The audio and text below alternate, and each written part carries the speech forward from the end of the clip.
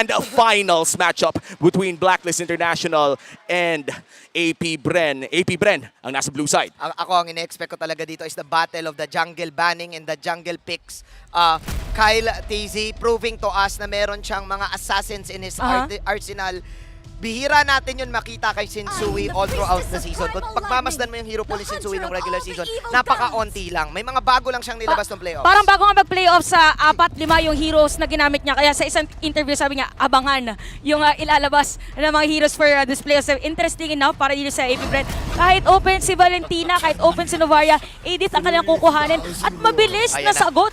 Para dito sa Blacklist, meron agad Martins and Teresla. Dalawang Brusco boys ang kinuha agad ng Blacklist. Magandang frontline ang meron ng Blacklist sa ngayon. Usually kapag Martis lineup, ang Blacklist International, kumukuha sila ng mga post 5 na Novaria or someone that can poke para at least Sensui can do the sweep. Yun yung mga madalas na ginagawa ni Sensui kapag siya yung assassin sa kanilang lineup instead of the utility. Oo, kaya naman na dito para side din ng AP Bren, parang mapapaisip ka, ilalabas mo na agad ba yung pang-counter mo or itatago mo na lang muna, kukuha ka rin ba ng flex? Kasi dito para side ng Blacklist International, parang fix na agad kung saan nila ilalagay. So may kita natin na Brody agad. So nag-secure na sila dito ng hero for Super Marco and Faramis. So maganda dito actually for Blacklist, kuhanin ni Yue yung kanyang pwede pa nga si Novaria, pwede din si Lilia, kung burst at burst lang din. Ang dami pang choices dito for Blacklist International, and kung titignan natin ang bans, parang lahat yan jungle bans. At hindi pa rin nagpipick ng jungler ang AP Bren. May chance ang maipit si Kyle TZ dito pagpasok ng second banning phase. Sobrang tindi nung style clash, ban pa lang. Assassins ang binan ng Blacklist. Sa side naman ng AP Bren, utility junglers. Respect. Kung baga ano to Haka jungle. Kasi parang nandun na tayo sa meta nga na puro utility junglers. So ngayon paramihan ka na lang na pwede mo pang ilabas. Kaya good thing dito para sa Blacklist, kumuha agad sila ng Martis. Kasi nakita natin parang around the day 3 na okay, meron nga palang Haka jungle, pwede pala siyang mangyari at magkaubusan nga pagdating doon sa heroes. So ang kulang ngayon is jungle, pwede pang magtanggal dito. Probably parang hindi na ako magugulat kung makita natin na mabandito yung Ling or kaya mag-focus naman sila doon sa iba pang fighter na hero kasi parang pwede ipilit dito na mapupunta siya doon sa may X-Village. Ayan na nga, Lancelot. Iniipit na nila ang mga picks na pwedeng ilabas ni Kyle TZ. Piruin mo, kung nakakita tayo ng Haka ni Irad nung regular season, ngayon naman Haka ng Kyle TZ ang ating napapansin. Dagdag ko dyan, nag-tweet si Coach Bren. Kung pinapollow niyo siya sa Twitter, sinabi niya, that's how you do a Haka Sensui. Ginagawa ngayon sa kanila ang Haka Kyle TZ. Probably parang hindi na in-expect ng AP Bren na makikita po. Kaya makikita naman natin ngayon para dito sa ating draft index. Actually, in terms of isolation, wala pa masyado para side ng Blacklist International. So pwede sila kumuha ng other crowd control heroes or hard na pang setup para dito kay Renegade. By the way, interesting enough para dito sa laban natin, open pa si Mathilda pero hindi pinrioritized ng Blacklist dahil yun yung effective sa kanila late lane, even for AP Bren actually. Imagine mo yun, dumating na tayo sa Grand Finals kung saan hindi priority ang Mathilda na pagkalakas-lakas in the hands of both Ogwen and Renegade. Last ban para sa side ng AP Bren. Pwede nilang tanggalin yung Mathilda altogether kung ayaw nila na makakita na nga pwedeng magpalipad. At yan na nga, tinanggal nila ang Mathilda. Parang inverted na drafting sequence para dito sa AP Bren dahil nakita nga din naman natin yung potential ng isang Edithel and Angeline, even Mathilda. So ngayon, inaantay natin kung ano yung gagamitin na dito na mage for Blacklist. So nabagit natin kanina Novaria na scaling na hero, but open din si Valentina. Pwede lang kuhanin yon. So maganda siya since merong Netherrealm at Faramis para dito sa AP Bren. At hindi lang yon, yung Edith din. Nakita natin kahapon si Sanji talagang gusto-gusto niyang kopyahin ang isang Edith dahil nga sa Primal Wrath. At maraming options si Yue for this time around. May pwede siyang agawing Primal Wrath, may pwede rin siyang agawin na Netherrealm. Sobrang kakaiba yung draft pattern natin ngayon. Ang daming mga na-open na Lason picks. I'm really wondering what's the Kyle TZ hero this time. No Lancelot. The utility top 3 is out. Martis is in the hands of Blacklist International. Actually, pwedeng Grak. Ay! Grak Martis. Oo nga. Ay, may akay pa ba? Ay, hindi na ba na? Wala Pero pwedeng Grak kung merong crowd control. Tapos pwede niyang diretsuhin. Pero medyo mahirap nga lang siya. para dito. So, Diroth and okay. Arlot. Yeah, this is most likely a Diroth jungle sa kamay ni Kyle TZ. At Okay. medyo matagal na natin hindi nakita yun. At parang napilitan pa nga Yeah. na gamitin ito. It makes sense. You have Ate Rizla in the front line, and the Diroth can actually get the Rizla kahit papano ma-punish yung mga front line na gagawin. Of course, all throughout regular season, nung nauso itong Terizla, madalas na siyang ginagamit ni Agent Zero. Alam natin yung mga commendable zone na ginagawa niya dito. So, they want to punish it. They want to punish that type of play style and then eventually win the team fight if you are AP Bren. And to complete the lineup, ito na yung panggulat na Diggy pick para dito sa Blacklist International. So kanina kasi tumaas na yung crowd control para dito sa side ng AP Bren. So why not kontrahin natin sa isang magandang hero which is Diggy. So para na-negate mo na dito probably yung kanilang final slash and late game. Pansin din natin na lamang sa kanila 7.2. In terms of vision, mababay sa Blacklist International pero we also have to consider yung kanilang mga pa-bomba ni Rene J dito. And for AP Bren naman, what's good is that since more on single target yung kanilang isang hero na crowd control, pwede siya manggulat or magkaroon ng layering of skills.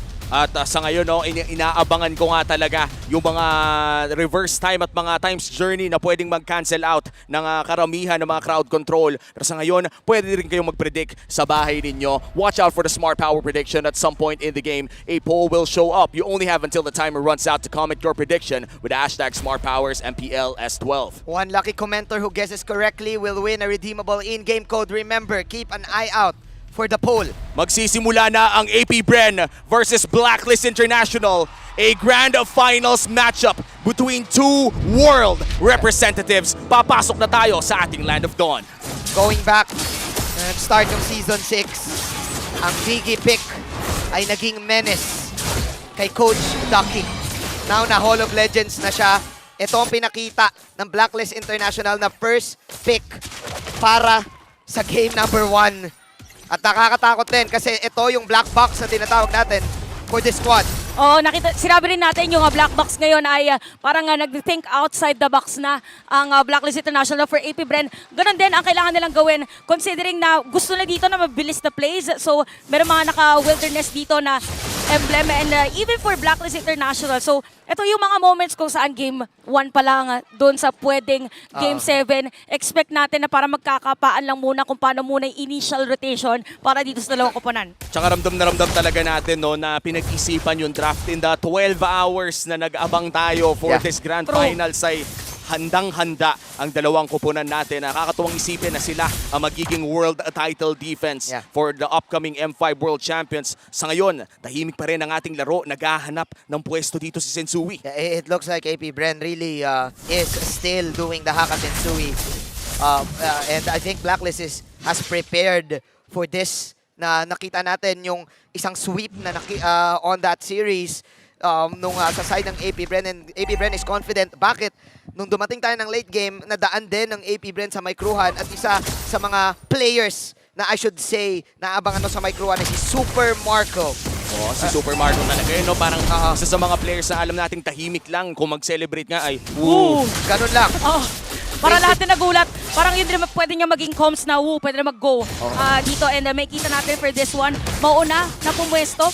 By the way, pagdating sa turtle. And that is turtle secured for the side of Kyle TZ and AP Bren. Pinakaunang pagong mapupunta sa mga bees. Sobrang saya ng AP Bren dito. Ito yung tempo na gusto talaga nila laro. Take that objective control and then we reset.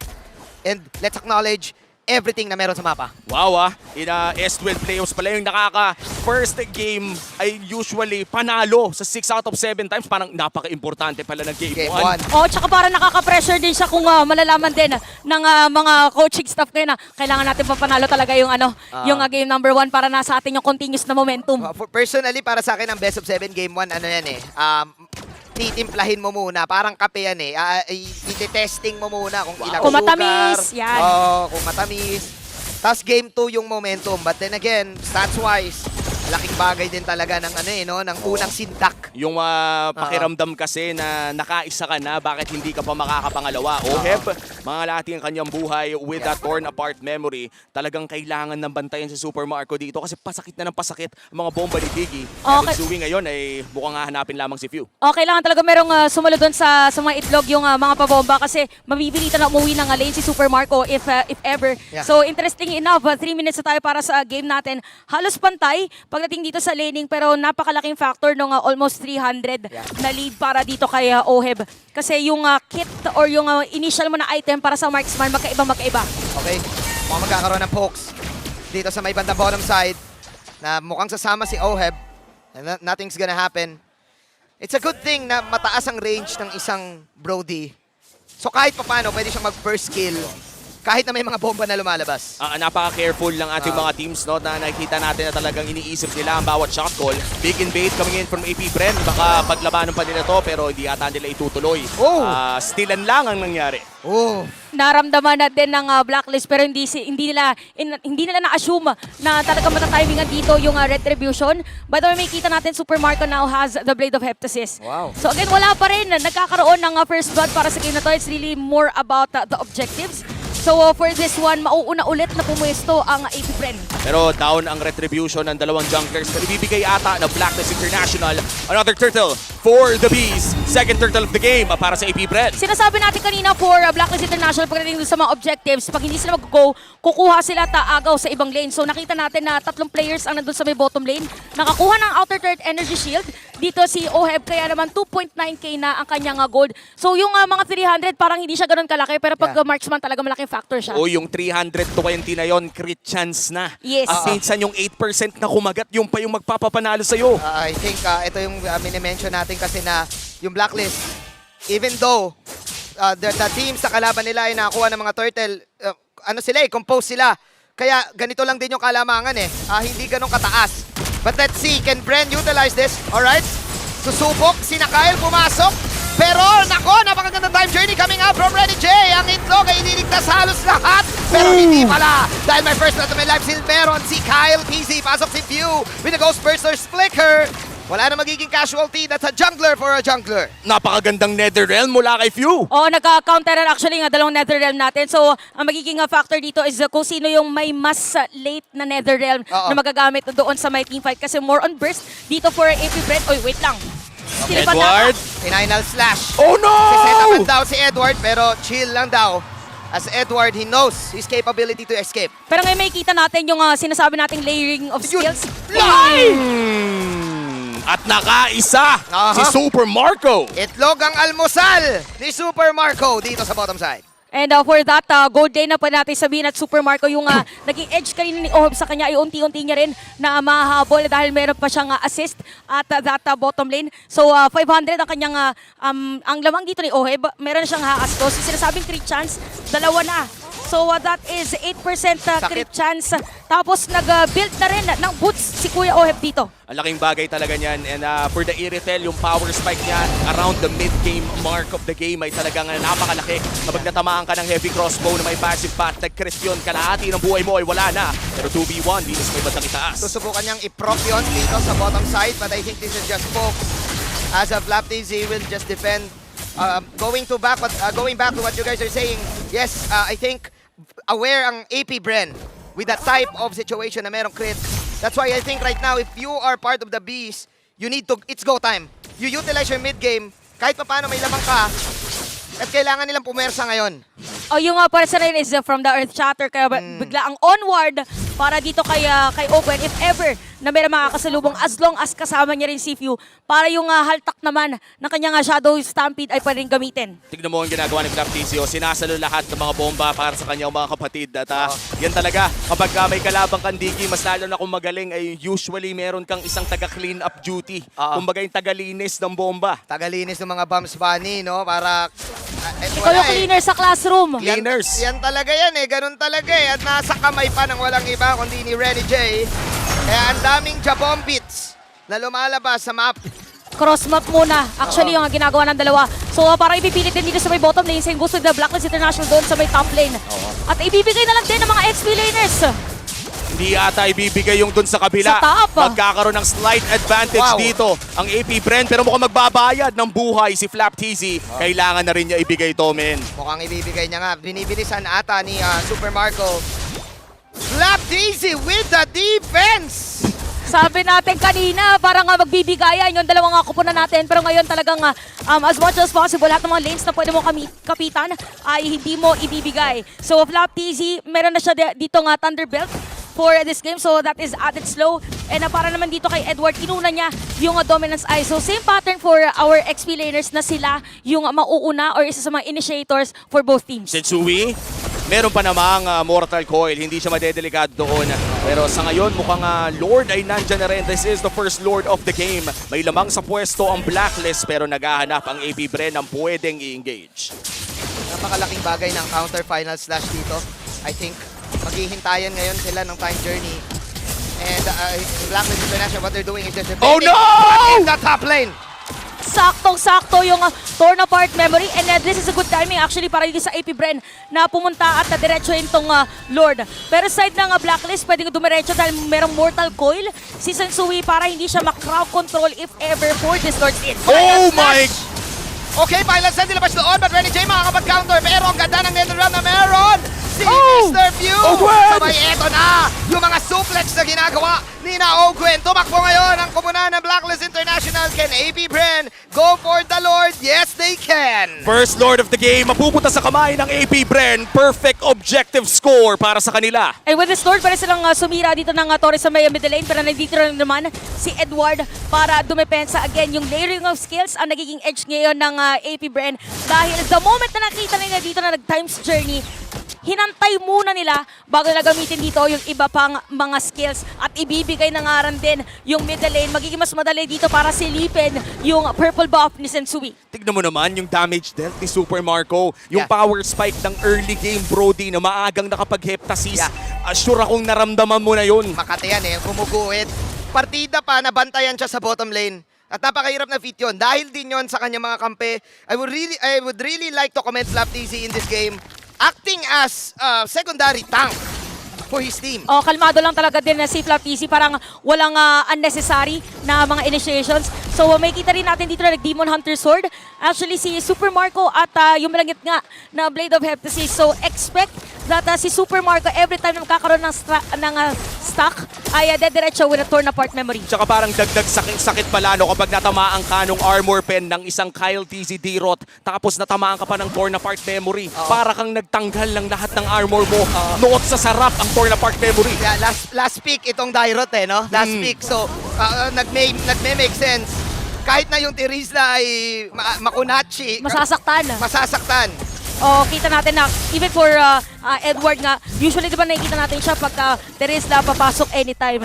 Pero dahil aware din siya dito sa threat ng AP Bren, wag na lang muna, kaya na rin lumobo at 5.6k gold lead dito ang lamang ng AP Bren. So, same muna na strategy na sinasabi natin pagdating dito sa MPL Philippines, tiis, pogi, hanggang makahabol dun sa farm. Very safe nga ang naging laruan ng Blacklist International mula early game pa lang. Pero isang retry lang kasi in a late game Lord. Isang magandang skill, isang magandang team fight ang kailangan na lang talagang gawin dito ng Blacklist. As you said, Chantel, ay tiis pogi. Antayin natin yung chance nating makasteal ng objective o magkamali ang AP Bren. Ang tanong na lang ay, magkakamali ba ang AP Bren?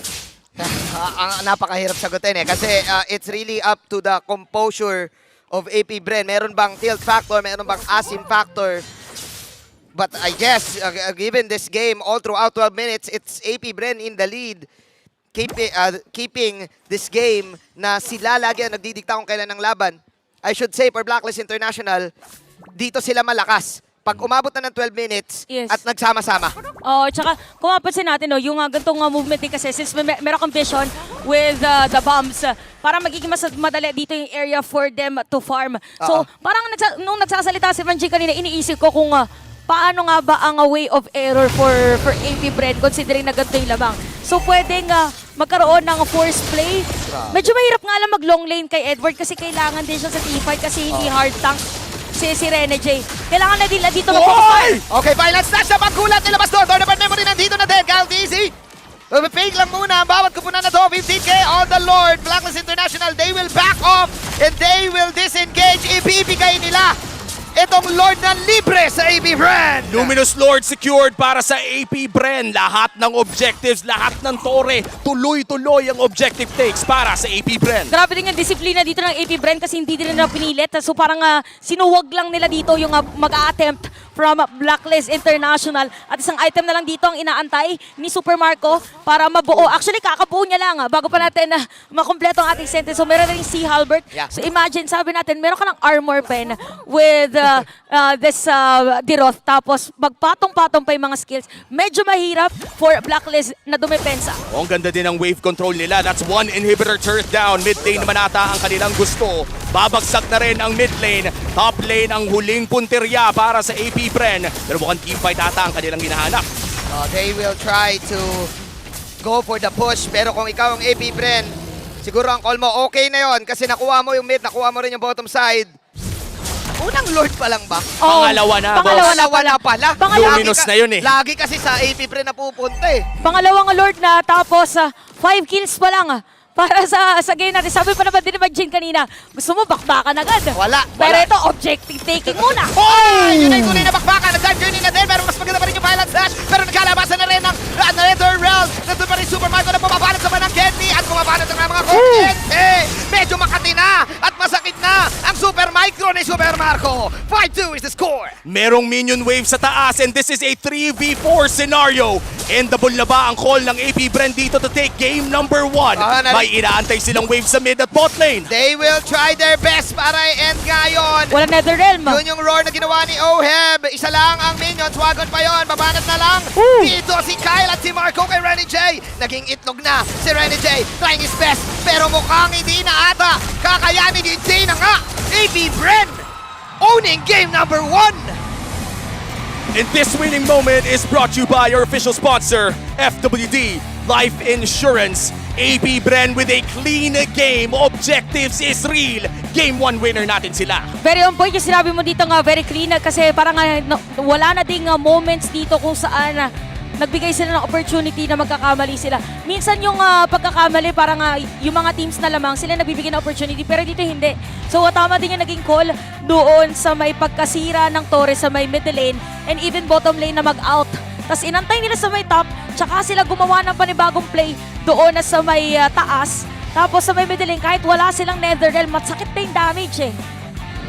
Bakit, Banjin? Ang linis ng game number 1 ng AP Bren. I feel na nag-double effort si Flap TZ, nag-double effort din si Owen to get those objectives. And it was so disciplined from Super Marco on the back. Walang asib movement sa side ng AP Bren dito. Parang yung disiplina na mayroon sila dito ay kakaiba. Mukhang naging maganda ang kanilang preparasyon. At bukod doon ay yung nag-iisang moment na sila mismo ay nag-engage. Yung flicker final slash na nagmula kay Flap TZ ay parang planado pa dahil malaki na rin ang gold lead nila. Yun nga eh, and they know na kaya yon. Siguro alam din nila na pwedeng mamatayan sila ng isa. But it comes to me as a surprise because Blacklist International, what they did is ban all of the assassins. Yes. And then let's do it from there. But you have the Tyrant pa pala. May Tyrant pa pala in Pero the jungle. oo nga pala, pwede pala natin siyang i-consider pagdating sa mga junglers natin. Pili ko yung mga junglers sa Pilipinas, nagkataon lang na yun yung mga meta heroes, pero pagka wala na talaga, nagkaubusan, meron pang ilalabas. Tsaka dito for Blacklist International, di ba sinabi natin, very unusual that we don't see them prioritizing yung heroes ni Renny J like Mathilda and even Angela kasi umabot pa siya sa last 2 bans ng AP Bren. Grabe no, iba talaga ang pinakita ng AP Bren in game number 1. Panigurado marami pa tayong matututunan kasama ating analyst. Midnight, ano nga bang nangyari sa game 1? Ikaw na muna. Labanan ng mga World Champions M2 at M3. Pero this time around, it is M2 World Champions AP Bren taking game number 1 first laban sa Blacklist International. Paano nga ba nila ito nagawa? Ating himayin niya dito sa ating analyst stand. Ako nga pala si Midnight. And muli, kasama ko dito si Coach Arcadia na nagbabalik. Hindi lang yung mga World Champions na nagbabalik natin. Pati na si Coach Arcadia. Coach, kamusta naman yung game? Sobrang intense. Maganda yung Yung una, yung mga first 3 turtle, alam talaga nung Blacklist kung ano yung gagawin nila. So what they did is they avoid the turtle fights. Pero pagdating doon sa First Lord, doon na nagka-problema. Yung lineup kasi ng Blacklist, malakas sila when it comes to the Lord Dance. But they were not able to do any Lord Dance because they made a huge mistake before the first Lord Dance. Yeah, and binabanggit mo to kanina nung nag-uusap tayo na very important yung pacing actually ng Blacklist International kasi considering their draft, kaya nilang tumapat dun sa mid-game timing ng AP Bren. Pero it was the crucial pick-off coming out from the MVP ng ating game na si Super Marco with the Brody. 404 ang kanyang KDA. Again, yung crucial pick-off na nakuha niya si Oheb. Solo kill pa nga yun doon sa may top lane and it hindered yung timing ng Blacklist International and hindi tayo umabot sa mga Lord Dance na hinahanap natin. True. Sobrang crucial nung pick-off niya kay Oheb. Saka solo kill yun eh. Kaya kitang-kita talaga kung gaano kalakas si Marcos sa ngayong meta na to. Talagang nandun yung confidence ng AP Bren. But one thing is for certain, talagang may all-in factor dun sa draft ng AP Bren. Although nung tinitignan natin yung drafting stage, parang mukhang si Kyle TZ yung naubusan. Hindi natin na-expect, biglang may Diroth jungle pa pala na lalabas dito. With a little ignition, kita natin yung movements sa early game. Even though nung first 3 minutes, medyo naging passive sila. Pero okay lang kasi parang hinintay nila yung proper timing. Tapos nung naging online na yung lineup nila, dun nag-ramp up naman yung timing for the side of AP Bren. Which in turn led to, again, yung mga moments na hindi na makapag-Lord Dance ang Blacklist International. Yes, nakita talaga natin yung patience ng Bren. Kasi alam nila, malakas talaga sila sa early to mid game eh. Pero hindi nila minadali. Hindi sila basta-basta gumawa ng pick-offs or clashes na pwedeng ikabaliktad nila. Yep. In their case, ang ginawa nila is dahan-dahan. Okay, makakuha tayo ng isang pick-off and then let's snowball from that. And that's what they did. That's right. Kasi pwede ka naman mag-slow take talaga. Slowly but surely, you'd creep out on the early game advantage versus Blacklist International. Kasi pagdating ng mid-game, yung difference ng damage actually hindi nagmamatter kasi may Brody ka, meron kang Diroth. Actually, in terms of damage, hindi sila kulang talaga kasi may apat na scaling heroes from the side of AP Bren. So there's no reason to rush versus Blacklist International. And again, dahil nga nakuha ni Brody yung crucial pick-off doon kay Irtel, that started the snowball for AP Bren and converted those into objective fights laban sa Blacklist International. Ngayon nakita natin yung jungle pattern, yung jungling pattern ng jungler ng AP Bren, which is yung Diroth. Again, hindi natin na-expect na makikita natin to. Ano ba yung advantage na meron kang Diroth jungle, Coach Arcadia? Itong Diroth jungler kasi, isa to sa jungler na unorthodox. Bibihira lang mapik, di ba? Pero itong jungler na to, ano to eh, isa to sa mabilis mag-clear na jungle. Dahil doon, mas mabilis yung rotation niya. And then, it's easier for this Diroth jungle to pair up with the XP that has damage. Yep. For example, Arlott, right? Arlott plus Diroth, good combo. So, Diroth jungle is an unorthodox pick but can really work. Yeah. And yun yung dahilan din bakit yung Blacklist International kanina parang intentionally binibigay yung turtle. Kasi medyo mahirap nga naman talaga kalaban yung Arlott at Diroth. Kasi ang gagawin lang ng Arlott, i-deliver niya yung target kay Diroth. Tapos, Diroth, patayin mo. Kasi the beauty of Arlott is meron siyang natural na built-in na penetration laban sa kalaban niya. And of course, yung HP-based damage na Abyss of Strike na parang decimate na rin in a way from the Martes. So, kahit ikaw si Sensui, hindi ka comfortable lumaban dito kay Kyle TZ, especially when he has the Thrift and of course, yung Lethal Ignition na talagang napakataas ng kanyang damage output na ilalabas. Kaya naman, ang puhunan lang niya, binabagit nga natin ito kanina, Fury Hammer lang eh. Yeah. Tapos full tank item para kay Diroth. And again, ito yung damage source ng AP Bren. And I think you can explain this, Coach Arcadia, for Blacklist International, yung lack of early game nila, obvious sa heroes, and I think naghihintay talaga sila ng items dito. Siguro kung umabot tayo sa point na late game, siguro second or third Lord Dance, for sure, Blacklist can fight. Yep. And then, gusto ko lang emphasize yung lakas ng Diroth jungler, no? Sa Diroth jungler kasi, wala talaga makunat. Oo. Kahit tank Oo. jungler, ubusin niya lang yung armor mo. Kahit 6 stack items ka. Yeah.